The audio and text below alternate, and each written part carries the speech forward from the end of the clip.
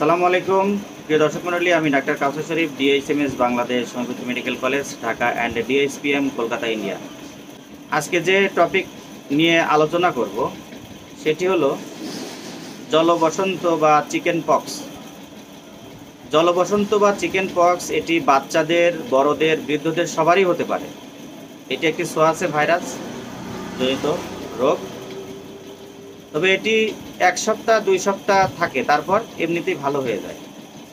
তো এখন কথা হলো যে বাচ্চাদের, কারণ বাচ্চাদের অনেক সময় এই চিকেন পক্স বের হওয়ার ফলে বাচ্চারা অনেক কষ্ট পায়। প্রথমে তার এই চিকেন পক্স আসার জন্য যে সূচনাটা হয়, সেই সূচনাটা হলো তার শরীর ম্যাশম্যাশ করবে, ঠান্ডা কাশি আসবে, হালকা জ্বর বোধ হবে এবং গা চুলচুল করবে। তারপরে হালকা লাল র্যাশের মতো বের হবে।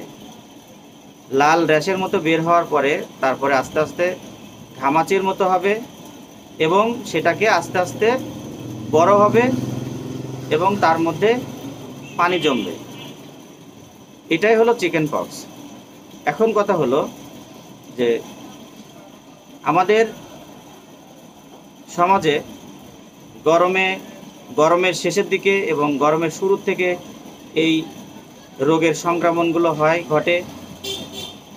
তো এই রোগের সংক্রমণ থেকে আপনারা যে জিনিসটা করবেন সেটি হলো, বাচ্চাদের হোক বড়দের হোক,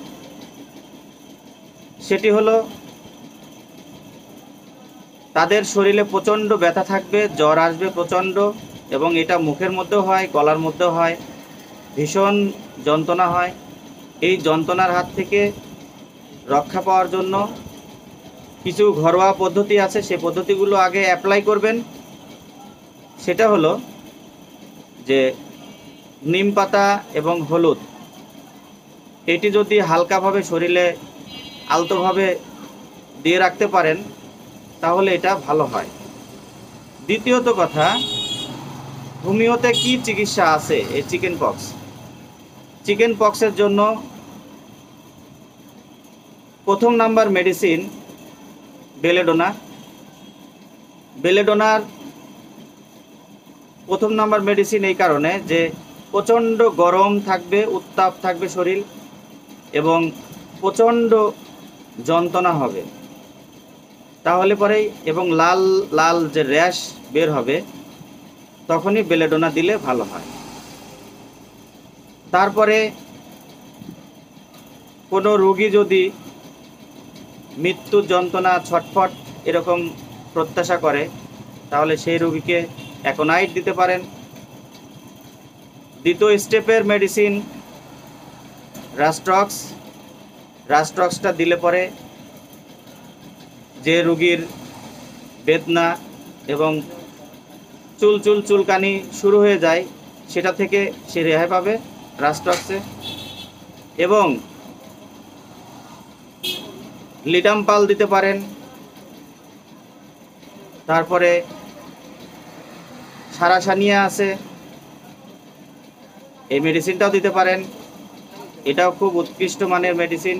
এটা খাওয়ার পরে চিকেন পক্সটা বের হয়ে যাবে খুব দ্রুত। বের হওয়ার পরে আস্তে আস্তে সেটা ভালোর দিকে আসবে। এবার আসি রোগীর খাওয়া দাওয়ার বিষয় নিয়ে। এখানে মাছ, মাংস, ডিম, দুধ এগুলো দিবেন না। এই সময় রোগী প্রচণ্ড দুর্বল হয়ে পড়বে। তাকে যে খাবারগুলো দিলে শরীরগুলো সুস্থ থাকে, সেই খাবারগুলো দিবেন। এবং এর চেয়েও যদি সিরিয়াস অবস্থা হয়, তখন ডাক্তারের শরণাপন্ন হবেন। তো ভিডিওটি ভালো লাগলে অবশ্যই লাইক, কমেন্ট, শেয়ার করবেন। আসসালামু আলাইকুম।